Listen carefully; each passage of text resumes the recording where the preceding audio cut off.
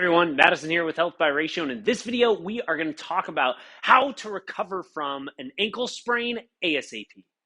Health by Ratio is an online group of licensed physical therapists, orthopedic movement specialists, and corrective exercise coaches that work together to take a holistic approach with our clients to help them not only rehabilitate from injuries and chronic pains, but more importantly, progress to the active lives that they love to live. So going into how to have our bodies recover from ankle sprains as soon as humanly possible, I'm going to actually use my own story for this because just about a month, 5 weeks ago now, I sprained the heck out of this ankle. But you could not tell that this was sprained. I am probably at 95% right now.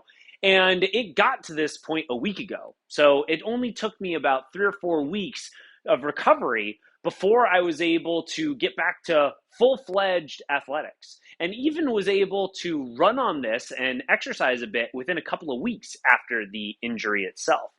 Here's how I did it. First and foremost, I did not ice my ankle at all. Not even within the first 48 hours. Why the heck did I do that? Who in their right mind wouldn't ice a sprained ankle that's ballooned up and inflamed like crazy? Well, if you are out of the loop on the newest research that's come out in the medical community, and this has really been out for over the last 10 years, but medical information and research disseminates really slowly. It takes on average 16 years for things to go from published research to actual practice across the mass medical community. And the more ingrained something is, like icing as a form of therapy or treatment, which is the most prescribed treatment for any acute injury, is first and foremost ice. Every doc. It takes even longer for this information to get into practice. But the research that has come out has actually debunked icing as a good thing to do, unless you're looking for pain management. But with regards to helping the body recover quicker and even helping with inflammation, it has been debunked. And the research was so heavily proven and well peer reviewed that the Harvard physician that originally created icing as a protocol to treat injuries, he invented the RICE acronym, the rest, ice, compress, elevate. That Harvard physician who created this whole protocol like in 1978, he wrote the foreword to the book that kind of blew this whole research open to the masses. He wrote the foreword to the book and said, yeah, after reviewing all the research, I no longer prescribe nor recommend icing for recovery purposes. Unless somebody is looking for pain management, that's a different ballgame. But with regards to recovery, icing does not help. It's not something that I recommend anymore. Movement is what's key. Well, when I first heard this blew my mind because I've been through a number of injuries throughout my life. I've sprained my ankles many times over and had really bad sprains and ligament tears and all kinds of stuff. Not to mention knee injuries, back injuries. And I basically lived on ice, especially when I was playing football. Every day I had an ice pack on a knee, an ankle, my lower back, a shoulder, my neck, whatever. It was icing was a religion, practically speaking. Well, when I actually heard this and I looked into the research, it blew my mind that this hadn't already been logically thought about. And I was like, no, duh, icing isn't actually the way to go.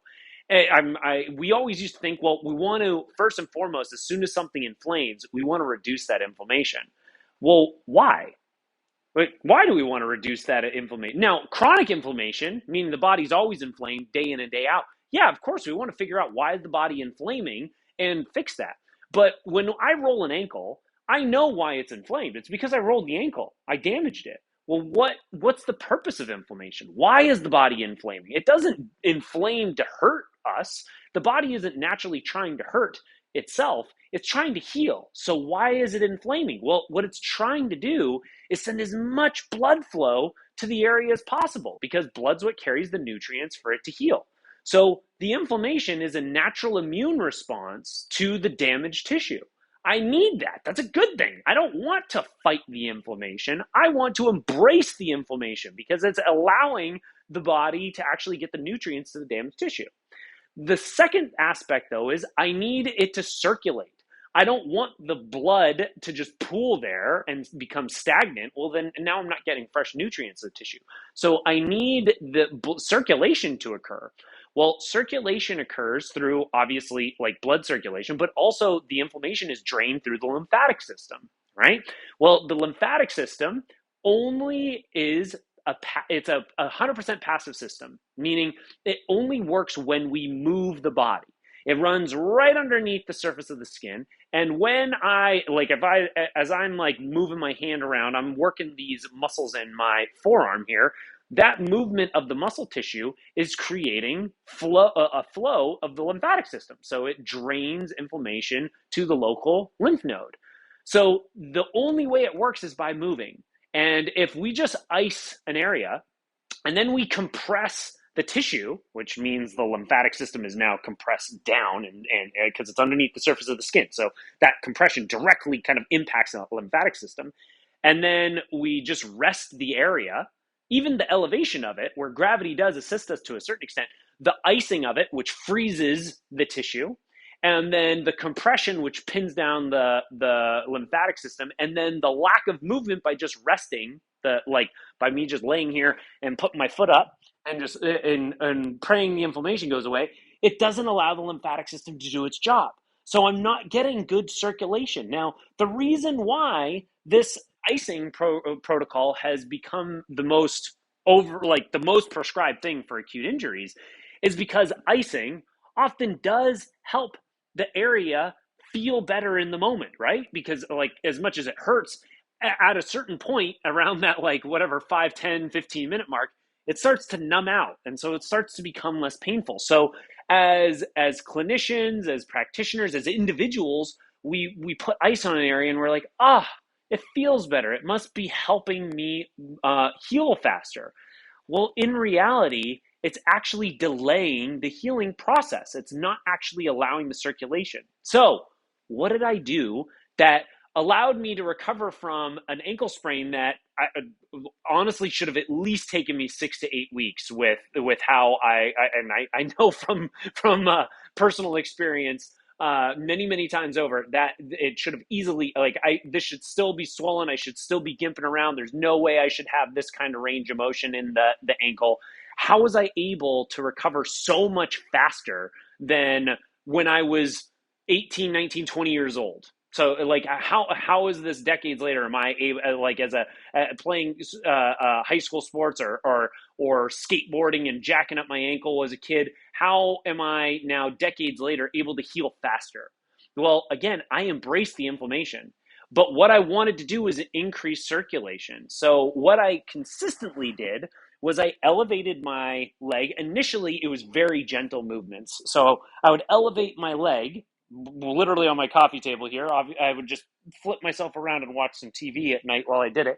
And I would go through things like toe points and toe pulls to whatever was comfortable for me. I obviously wasn't able to get into full range of motion, but it was like just gentle, whatever I was capable of.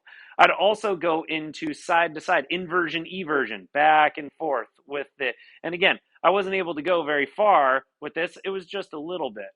I would also do ankle circles to whatever range of motion I could comfortably do to both directions. And I would spend, each night, I would spend a good 20, 30 minutes doing this.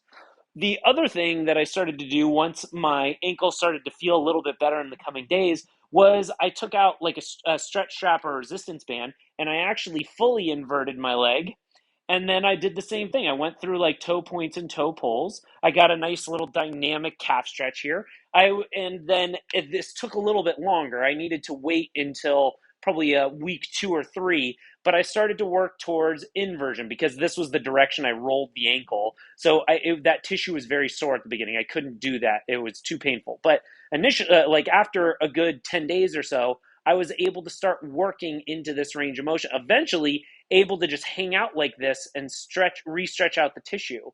And that regular movement and inverting the leg helped me consistently circulate through the inflammation. So I did have some inflammation around my ankle, but I embraced it. I allowed it to be there. I knew that that was what my ankle was wanting to do, to send as many nutrients to the area as possible. But I wanted to help it drain. I wanted to help it continue to pump new blood to that tissue. So hence why elevation and movement was what was key. Now, ultimately, the thing that has gotten me back to where I am now is not just this work. I needed these like range of motion, gentle range of motion things were awesome. I was also able to implement some tools like trigger point work and work through the tissues around the above the ankle and massage those guys out to get the scar tissue around there as pliable as possible right away, because I got a lot of scar tissue around these ankles from the years. So I was working through the gunk all around this ankle and rolling out the bottoms of my feet as well, getting into the bottoms of my feet here to scrub the tissues above and below. That also helped me increase my mobility of the ankle much faster. And then finally, I needed to stabilize it. So as soon as I could, I started doing exercises to help my ankle stability again. So that was various single leg exercises where I was going into multiple different planes of motion, banded work with my ankles. I was going into just various lunging patterns and squatting patterns to whatever range of motion I was capable. I wasn't able to get into a nice deep squat here. That what like my ankles didn't have that range of motion. But I could go to a partial squat and back up. And as the weeks went on, I was able to get a little bit lower and then a little bit lower. But I needed to work on improving that range of motion slowly but surely. Other things I did was toe coordination work. So just when I was taking a load off at the end of the day, I would start working on some toe coordination where I was putting one big toe down and lifting all of my other toes up off the ground, then putting all the other toes off the ground and lifting my big toe off the ground, going back and forth, also doing some toe spreading where I was actively trying to spread my toes out and create the movement back to my toes and foot to, again, create some circulation from all the movement, but also rebuild the stability and strength of my foot. And through the various techniques I was doing with my single leg work, I was rebuilding the stability of my ankle from the top down. I was working on my hips and my core quite a bit to stabilize this thing. Now, what was appropriate for me to do might be different for you. Like I was trying to resolve the root causes of instability that was affecting me after this ankle sprain, which occurred from me running with my dogs in the park and stepping into a gopher hole, which is just, it sucks. You can keep the body as healthy as you want, but every once in a while, it's going to be a gopher hole that pops up and just takes your leg out from underneath you. So I wanted to resolve the root causes of where, since that injury, where my body was having some compensations and instability. I wanted to get them resolved ASAP.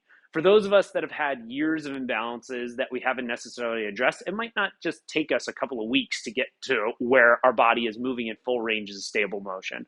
But the more we keep up on it a little bit every day, the faster and faster we recover. So what, again, should have taken me 6 to 8 weeks to get to, took me 3 or 4 weeks to get back to basically full function. And now I'm sprinting, running, jumping, all that kind of stuff, able to sit on my ankle and go through all kinds of ranges of motion. And this thing feels great. But I didn't ice. I embraced the inflammation. I allowed my body to move as regularly as possible, whether that was through dynamic, gentle stretches, whether that was through soft tissue manipulation, or whether that was through corrective exercises that allowed me to get as much circulation and nutrients to this area as possible while stabilizing my ankle from the toes all the way up to the shoulders and everything in between. If you guys have any questions on this, feel free to leave us some comments below this video. If you would like to see the research on this, we'll link a couple of resources where you can check out the details of this whole icing myth debunked. And as always, like, subscribe, follow us.